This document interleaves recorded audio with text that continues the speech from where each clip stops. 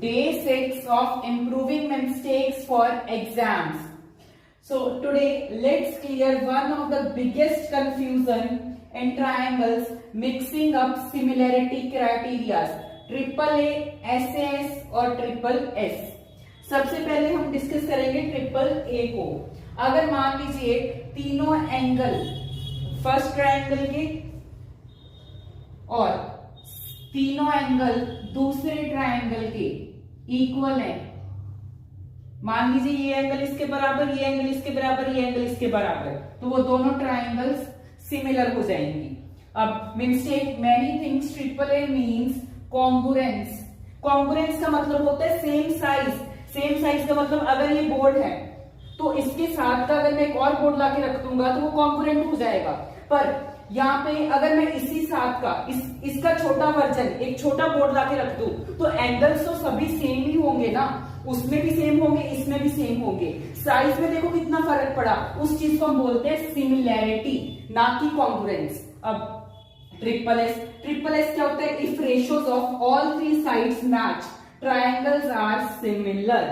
अब जो हमारा ट्रिपल एस बोलती है, जो दोनों ट्रायंगल्स हैं, जो ये रेशियोज हैं, अगर ये तीनों रेशियोज इक्वल है तो वो दोनों ट्रायंगल्स सिमिलर हो जाएंगे. अगेन शेप से, हमें सिर्फ यहाँ पे शेप से मतलब होता है, साइज से मतलब हमें नहीं होता. जैसे 2/4, 3/6, 5/10. कॉमन फैक्टर, कॉमन नंबर्स पे काटोगे तो आपके पास आएगा 1/2. अब ये हो गई ना सिमिलर. अब फिर से मिस्टेक क्या करेंगे? Students compare sides directly instead checking ratios. कई बार हो सकते हैं ये वाली साइड बराबर हो इस साइड के, आप चेक इसके साथ कर रहे हो, तो आपको सबसे पहले इनको डायरेक्टली कंपेयर नहीं करना, आपको सबसे पहले इनका रेशियोज चेक करना है. अब थर्ड आ जाता है आपके पास SAS. If two sides are in same ratio and included angle is equal, then triangles are similar. ये रहा आपकी दो triangles.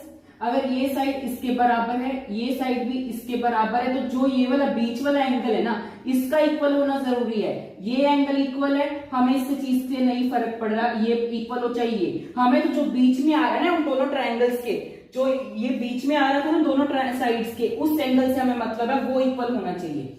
Many use any angle, but it must be angle between those sides. वही चीज लिखी हुई है कि ये जो बीच वाला एंगल है उसका इक्वल होना ज्यादा इंपॉर्टेंट है.